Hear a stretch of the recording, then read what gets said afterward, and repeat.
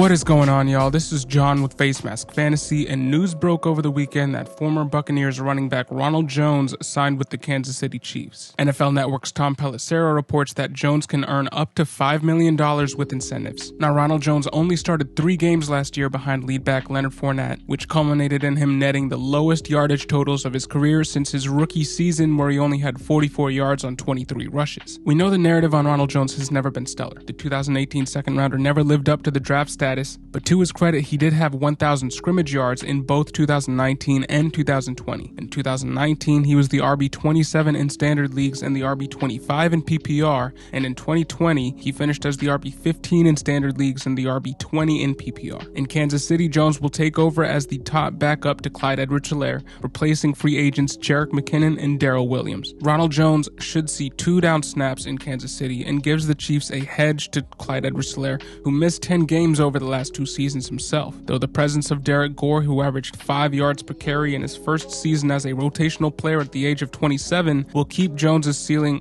relatively low, as I don't anticipate the team moving away from someone who performed so stellar in spot work on the ground and through the air last year. Now, it's no secret that there will be more targets to go around in KC this year after the departure of Tyreek Hill, but I doubt many of those passes will get thrown Ronald Jones' way on a consistent basis. But Darrel Williams carried the ball 144 times for 558 yards and 6 touchdowns last year, en route to an RB20 finish in PPR and an RB22 finish in standard leagues. Jones will be somewhat underrated this year due to the general consensus that he is, again, not good at the all-around aspects of being a running back in the NFL. He isn't the greatest catcher of the football, and he isn't the greatest pass blocker. But when asked to run the ball, he's always looked at the very least like a very capable role player. He has had a season where he managed 5.2 yards per carry in 2020. We don't expect him to replicate that, but Darrel Williams averaged only 3.8 yards per carry last year, and Ronald Jones has never had a yards per carry below 4.2. If Williams and Jones were to be swapped last year, and Jones averaged his 2019 and 2021 averages of 4.2 yards per carry on the same amount of work, he would have accumulated 604.8 yards per carry to Williams' 558, which is only a 46-yard improvement over 17 games,